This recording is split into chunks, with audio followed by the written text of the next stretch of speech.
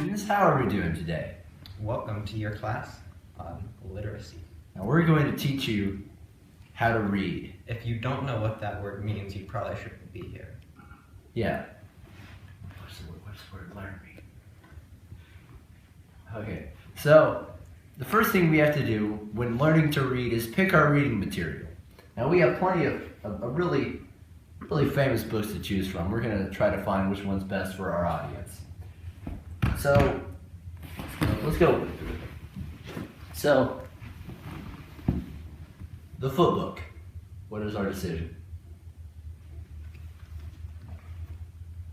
I don't really have an opinion on it.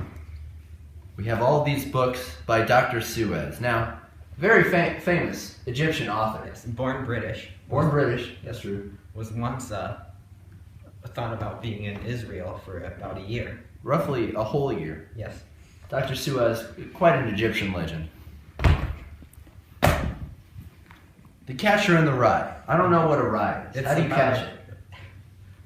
Rye bread? Yes. Okay, so it's about a farm. This is a cooking book written to teach people the art of creating bread. Yes. I don't know if farming the grains are necessary. Obviously. Now, I feel like our audience wouldn't want to learn how to cook. Yes. The Book of Mormon. See, I, that all of ruler. The am, I. The R.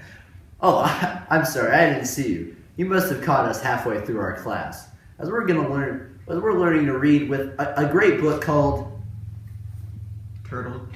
Turtle the Yearable, a classic of modern day from Dr. Suez. Now, I kind of want to go into a couple cursory details about picking the right story and what makes a story quality other than just name alone. So, the amount of illustrations in a book are incredibly important, and their quality as well. When you have a book with a lot of illustrations, such as this book, it overall improves the quality, as it doesn't bore the eyes with all of the words. Now, a book like Catching the Rye is much more picture deficient, which makes it just a bad story overall. And the sequential order of words is about 40% of the story. Now, if it's over 40%, that means that book is clearly of quality. If it's under that threshold, then you probably have a poorly constructed story on your side. Now, down to the more logistical aspect of reading. Yes, you have to cover the broad area of filling out all the gaps before you can get to the core. That way there's no blank spots left in your knowledge. Exactly. Now, first of all, every sentence, which is a collection of words, should begin with an article, no matter what.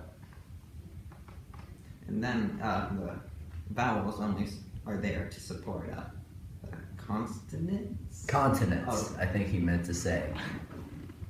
But yes, and each a vowel and a consonant are two types of letters. And you should always accent the consonant much more than you should the vowel. Let me give you a little example from this reading to show how it's properly read. Adjoined the boundaries. That's a good example of how to pronounce words in reading. It may not sound like we speak, but that's just because of slang.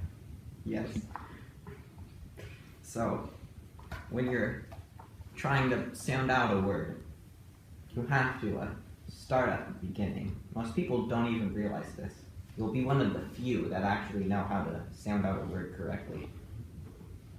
He's right. Yeah. It's a trying issue. As dozens of people every year sound out words the wrong way. Yeah, most people that go to college don't even know this. Exactly. They never learn. They just jump right in to reading books. They don't learn the foundations. So that's how we're going to teach you. We're going to shove you into the deep end so that you'll have to be forced out to learn this. That's why you're going to thank us later in life. You're right. I thank myself later in life every day. So we're ready? Twees. Jorden. Tehe. See, there were some very well done. Examples of pronouncing a word.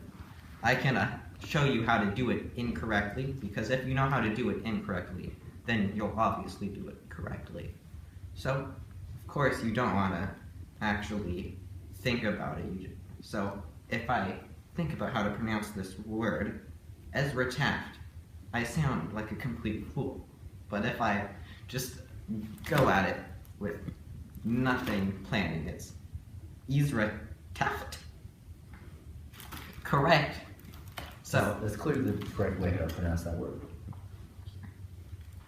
Now, I honestly want to thank you for joining us today on this adventure into literacy. And I hope you even gained a little bit of knowledge of the literacy arts. And remember, any book can be read by any human person.